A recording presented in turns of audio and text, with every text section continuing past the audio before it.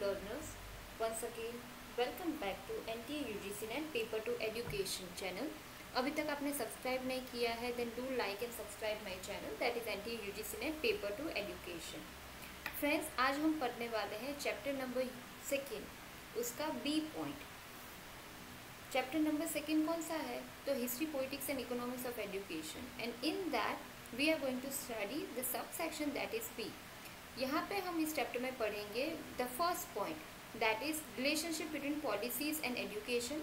फिर दूसरा है linkage between educational policy and national development. कहना ये चाहते हैं कि एजुकेशनल पॉलिसी जो बनाई गई है और उसका नेशनल डेवलपमेंट के साथ हमारे इंडिया के इकोनॉमिकल डेवलपमेंट, एजुकेशन डेवलपमेंट के साथ क्या उसका लिंक है वो हम पढ़ेंगे.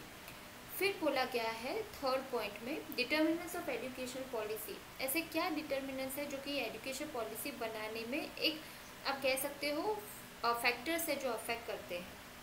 फिर हम इसी चैप्टर में पढ़ने वाले हैं process of policy formulation.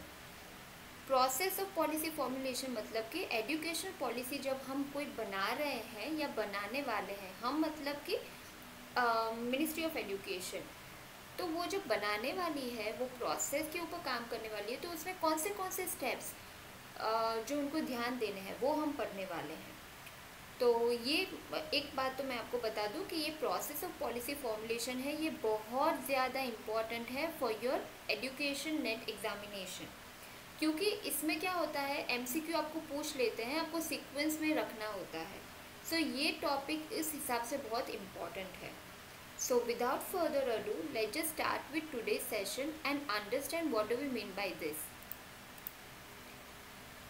Just give me a minute. Okay. Now, let's just study the very first point that is relationship between policies and education. फिर एक के बाद एक हम सारे सब पॉइंट्स देखते हैं. फर्स्ट देखते हैं relationship between policies and education. I hope it is visible. The slide is visible to you. अब क्या कहना चाहते हैं स्टूडेंट्स, ध्यान दो. देखो यहाँ पे फर्स्ट लाइन लिखी गई है,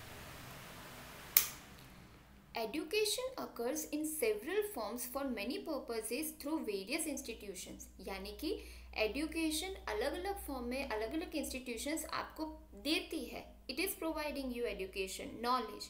अब कौन सी इंस्टीट्यूशन है? सो मैंने एग्जाम्पल के लिए लिख दिया है, it includes early childhood care and education. अगर आप बीएड कर रहे हो या कर दिया है, या फिर आप टीचर ट्रेनिंग इंस्टीट्यूशन के साथ जुड़े हुए हो, या तो फिर आपने पीटीसी या मॉन्टेसरी किया है, then you must be understanding, you must be having a knowledge about ECCE that is early childhood care and education. तो वो भी एक पर्टिकुलर इंस्टीट्यूशन ये नॉलेजेबल आपको टीचर ट्रेनिंग एक इंस्टीट्यूशन के तौर पे आपको कोर्स दिया जाता है ECCE कि जहाँ पे आप पढ़ोगे early childhood care and education in a sense कि आपको कैसे वो बच्चे की जो छोटे बच्चे होते हैं फॉर्मेटिव ईयर्स में होते हैं उनकी डेवलपमेंट कैसे होती है, ग्रोथ कैसे होता है, साइकोलॉजिकल स्टेट कैसे होता है, वो सब आपको पढ़ना इसमें आता है. फिर किंडरगार्टन आता है हमारा, वहाँ से लेके 12th स्टैंडर्ड तक, यानी कि आपका LKG हो गया, लोअर किंडरगार्टन हो गया, अपर किंडरगार्टन हो गया, UKG जिसे हम कहते हैं, वहाँ से लेके नर्सरी से लेके 12th स्टैंडर्ड तक, तो वो भी आपका एक एजुकेशन इंस्टीट्यूशन है. 2 and 4 years कॉलेज, 4 इसीलिए लिखा है मैंने क्योंकि अब तो इंटीग्रेटेड बहुत सारी जगह पे हो गया है. And 2 years in a sense कि अभी भी आप देखो बहुत सारी कॉलेजेस में ऐसे भी कोर्सेज चलते हैं जो कि आपको टीचर ट्रेनिंग का सर्टिफिकेट देते हैं. तो दैट इज़ 2 year कोर्स. एक हमारा हो गया बीएड जो कि वोकेशनल कोर्स में किया जाता है, वो भी तो 2 साल का है. और इंटीग्रेटेड में जाओ आप तो 4 साल का हो गया है.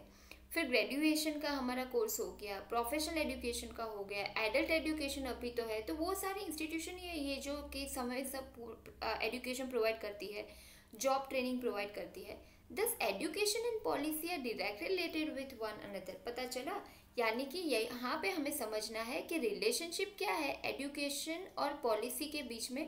तो भाई पॉलिसी तभी हम बनाएंगे जबकि ये सारे एजुकेशन सिस्टम या अलग अलग लेवल जो हमने अभी देखे, आपका किंडरगार्टन से लेके 12th स्टैंडर्ड तक का हो गया, ग्रेजुएशन हो गया, यूनिवर्सिटी एजुकेशन हो गया, तो ये सब अगर आपको स्टेज बाय स्टेज रखने हैं तो उसके लिए आपको पॉलिसी फ्रेमवर्क करना ज़रूरी है।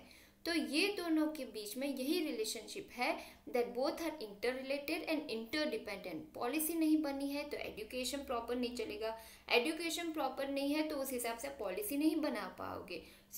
क्योंकि एजुकेशन नहीं है, नॉलेज नहीं है, तो कैसी पॉलिसी आप बना पाओगे? You must be having some background और अंडरस्टैंडिंग कैपेबिलिटी, और वो कहाँ से आएगी? एजुकेशन से आएगी। और एजुकेशन कैसे होगा? तो वो अच्छी पॉलिसी बनी होगी तो generation to generation valuable education might be provided to each and every individual. पता चला इतना? फिर आगे बढ़ते हैं। टॉपिक है हमारा linkage between education policy and national development. तो लिंक क्या है? तो देखो मैंने यहाँ लिखा है, education policy includes a wide issues such as those targeting equity, equity मतलब कि को education, overall quality of learning outcome and school learning environment. ये थोड़े पॉइंट्स है जो मैंने लिखे, जो आपको समझा रहे हैं कि एजुकेशन पॉलिसी एक बहुत बड़ा, आप बोल सकते हो ब्रॉड एस्पेक्ट है, और वो कहाँ पे टारगेट करता है? तो इक्विटी, यानी कि everyone is equal in the I of educational policy makers. तो सबके लिए एजुकेशन प्रोवाइड करने की बात की गई है। Overall quality of learning outcome, सभी एक पर्टिकुलर टॉपिक जैसे हम पढ़ते हैं तो उसके बाद उसका लर्निंग आउटकम होता है, वैसे ही यहाँ पे उस तरीके से पॉलिसी बनाने की बात की गई है। स्कूल का लर्निंग एनवायरनमेंट कैसे होना चाहिए वो सब की बात की है। The term national development broadly deals with social, political, cultural, economical aspects. However, it is both qualitative and quantitative. पता चल गया?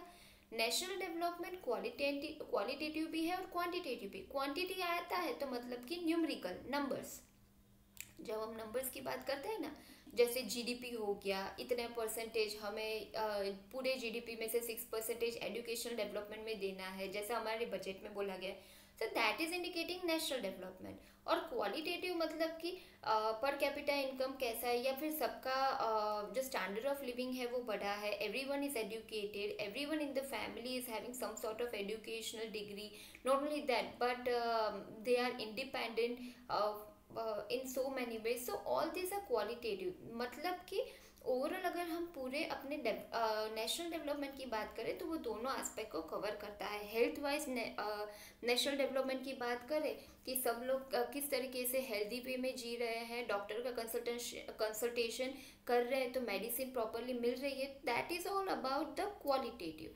And quantitative, that is all about the numbers. फिर देखते हैं linkage between education policy and national development में। Universal basic education भाई सबको मिलनी चाहिए, वेदर इट्स अ बॉय और अ गर्ल। फिर बोला गया है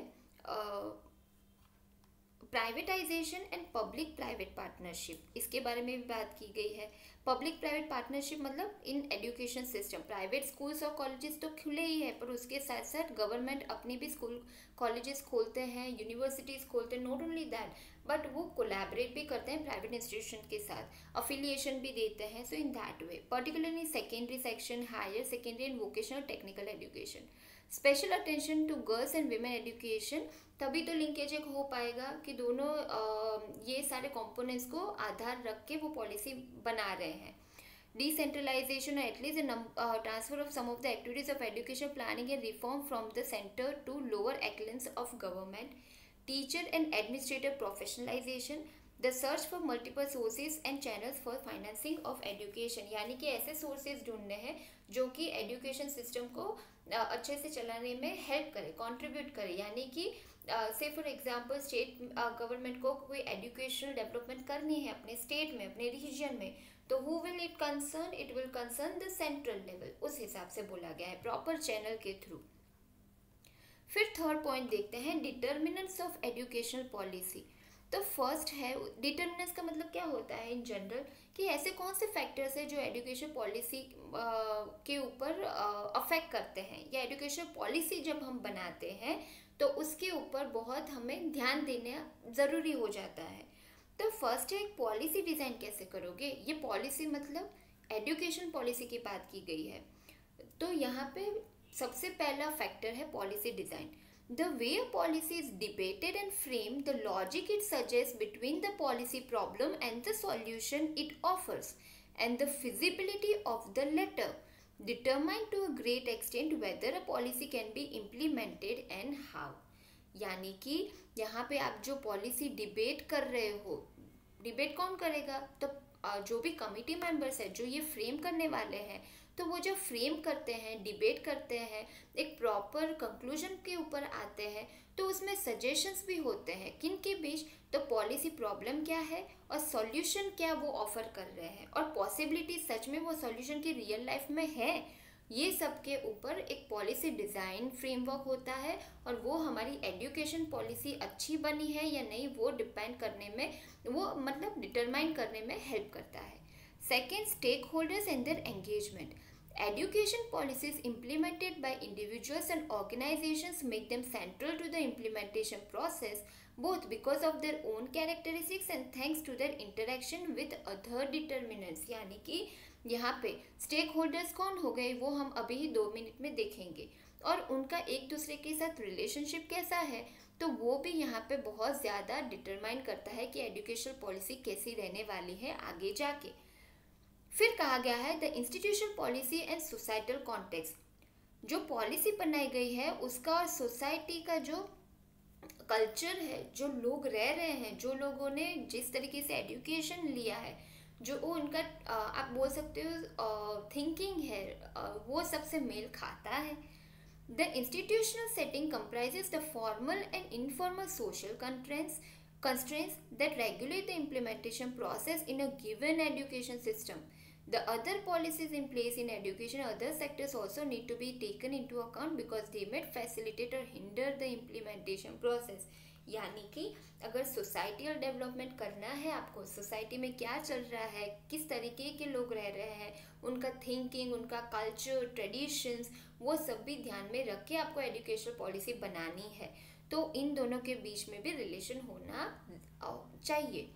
फिर the implementation strategy refers to the operational plan which guides the process to make the policy happen in effect। यानी कि कब इम्प्लीमेंट होगा, कैसे इम्प्लीमेंट होगा, कैसे लेवल पे इम्प्लीमेंट होगा, ये सब भी बहुत इम्पॉर्टेंट प्ले करता है रोल जब हम एजुकेशन पॉलिसी बनाने वाले होते हैं या बनाने के लिए सोच रहे होते हैं। तो इम्प्लीमेंटेशन कैसे होता है, मैं आपको एक एग्जांपल दूँ। जैसे कि ये NEP 2020 आने वाला था ना, तो उसके पहले बोला गया था कि पायलट स्टडी थोड़े थोड़े स्कूल्स में एट रीजनल लेवल होएगी, और फिर उसके बाद पता चलेगा कि whether it can be implemented at across the nation और नॉट। और फिर उसका पॉजिटिव रिजल्ट आया तो पता चला कि now we are capable enough to change the national education policy from the existing one to the new framed one, and NEP 2020 लागू किया जा सकता है, वैसा कंक्लूजन आया था। तो दैट इज इम्प्लीमेंटेशन स्ट्रेटेजी। देखो, मैंने 2 मिनट पहले ही बोला कि स्टेक होल्डर्स के बीच और एजुकेशनल इंस्टीट्यूशन के बीच अगर मेल होता है तो एजुकेशन पॉलिसी का सक्सेस रेट बढ़ जाता है। तो स्टेक होल्डर्स कौन है, तो देख लेते हैं। एजुकेशन फील्ड से रिलेटेड ये सारे स्टेक होल्डर्स हैं। स्कूल कम्युनिटी हो गया, उसमें कौन आता है, प्रिंसिपल यानी हेड बोल लो, मैनेजमेंट टीम बोल लो, CEO, मैनेजर, डायरेक्टर, जो भी है हो, टीचर्स है, स्टूडेंट्स है, ये सारे प्राइमरी स्टेक होल्डर्स। फिर प्राइवेट बिजनेस या प्राइवेट स्कूल हो गया, पेरेंट्स हो गया, सोसाइटी या कम्युनिटी हो गया, ये आपके दूसरे स्टेक होल्डर्स, ये फर्स्ट, ये सेकेंड। फिर लोकल अथॉरिटीज़, ये थर्ड, जो आपकी स्टेट गवर्नमेंट अथॉरिटी है, रीजनल गवर्नमेंट अथॉरिटी है, स्कूल बोर्ड्स है, मान लो CBSE है आपकी, या स्टेट बोर्ड है, या IBO है, सो दैट आर बोर्ड्स। फिर स्कूल के प्रोवाइडर्स जो अभी हमने देखा। फिर ये है हमारा fourth stakeholder, ministry of education हो गया, इंस्पेक्टोरेट हो गया, DO, वो सब आते हैं। गवर्नमेंट एजेंसीज अगर कोई है, NGOs हो गए जो कि कंट्रीब्यूट करते हैं एजुकेशन इंस्टीट्यूशन के डेवलपमेंट के ऊपर या एजुकेशन पॉलिसी के ऊपर। लेबर यूनियंस हो गए, लेबर यूनियंस इन अ वे टीचर यूनियंस। फिर मीडिया हो गया हमारा। आपको पता होना चाहिए कि एजुकेशनल डेवलपमेंट में मीडिया का भी बहुत अच्छा कंट्रीब्यूशन होता है। फिर रिसर्चर्स हो गए, PhD स्कॉलर, साइंटिस्ट हो गए, इंटरनेशनल ऑर्गेनाइजेशंस हो गए, ट्रेनिंग प्रोवाइडर्स हो गए, एजुकेशन मटेरियल प्रोवाइडर्स हो गए। तो यानी कि ये सब के बीच में अगर एक प्रॉपर मेल है, या फिर ये सब अगर प्रॉपरली आप बोल सकते हो कंट्रीब्यूशन इनका रहा है, तो आपकी एजुकेशन पॉलिसी अच्छी ही होने वाली है और एजुकेशन डेवलपमेंट होगा ही होगा। तो इससे हम कहते हैं linkage between education policy and national development. I hope आपको पता चला। So with this it's a wrap for today session. Thank you so much for listening to me. अब तक आपने लाइक और सब्सक्राइब नहीं किया है तो do like and subscribe my channel, that is NTA UGC NET paper two education. मेरा course आपके लिए टोटली फ्री है, ओनली विथ एन एक्सपेक्टेशन कि आप अच्छे से ये एग्जामिनेशन क्रैक कर लो, और कोई मोटिव मेरा नहीं है। आप अदर प्लेटफॉर्म पे देखोगे तो बहुत ज़्यादा पैसे चार्ज कर रहे हैं, but my course is totally free.